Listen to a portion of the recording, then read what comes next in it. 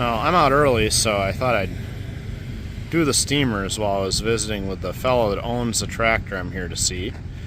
But starting on the end here, there's this Advance Rumley. It's been painted up with this blue and red.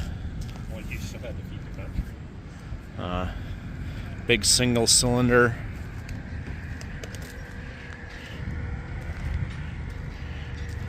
But it's got the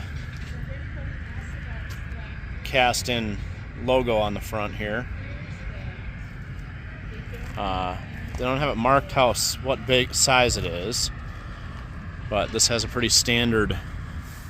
The drive clutch is up there in the main flywheel belt wheel. Down the way here, there's a Nichols Shepherd with a separate clutch on it. And those are always interesting.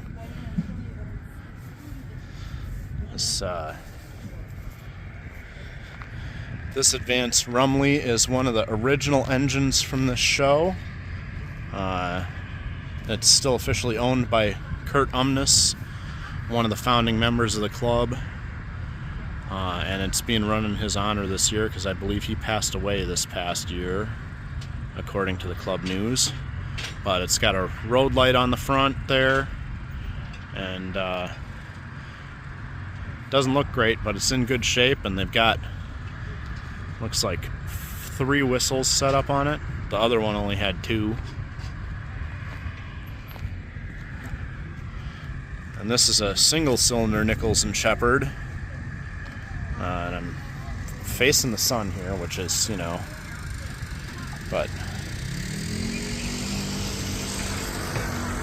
this one is kind of standard design. The clutch is up in the wheel there, or the pulley. There's a differential in that big bull gear, which isn't always present on these big engines. Sometimes they depend on having a single wheel drive for turning, and then if you need extra traction, you pin the second wheel on the axle so you get both wheels driving. There's a nice extra water tank up on the front of this one. And then this is the one that is interesting. It's got this smaller looking pulley on the side, and that's where the drive clutch is on this machine. Instead of inside the main belt pulley, it's on the left-hand side of the engine in a separate housing. But that's a twin cylinder 2075, so it's pretty massive. It is a single expansion twin cylinder, no reusing of the steam on that, but it's still very large for the format and general size of the engine. Getting that second cylinder got you a lot of extra power.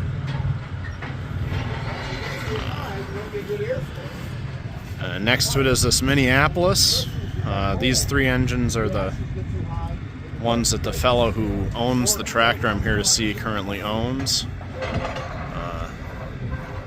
Minneapolis always had a lot more color on them because they were near an art college, and they'd have the art students come and paint the engines for them. And many of them came with the spare water tank on the front. I don't know if that was just a really popular option from Minneapolis, or if it's just a popular thing for collectors to make sure they get one because it's more space to have art on the engine.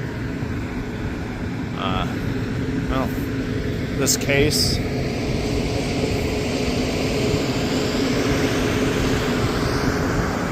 again, facing the sun, but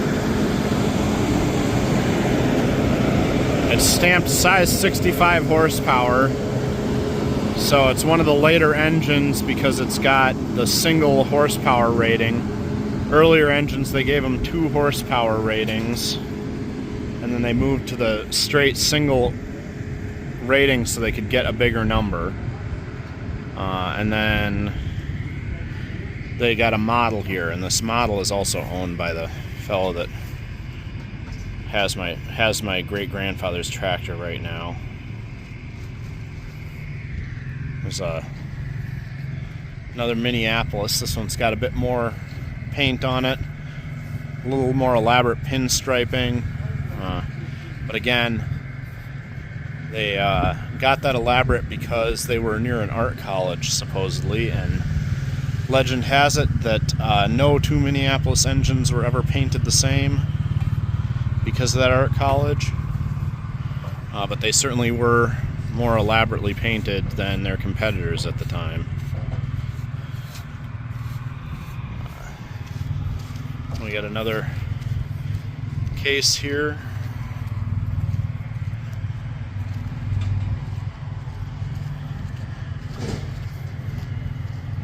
And one more advanced Rumley on this row.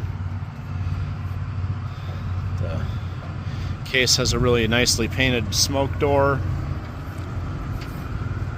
And this Rumley is very nicely painted and looking good today.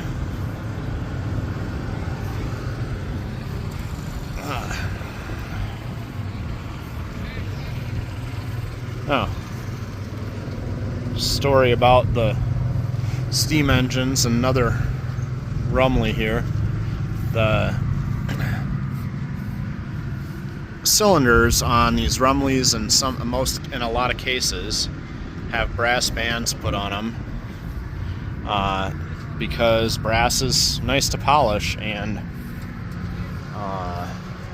especially early steam engines on the railroad were very fancy, and you wanted to kind of convey that to some of the farmers as part of you've got a steam engine at your disposal just like the railroads do. So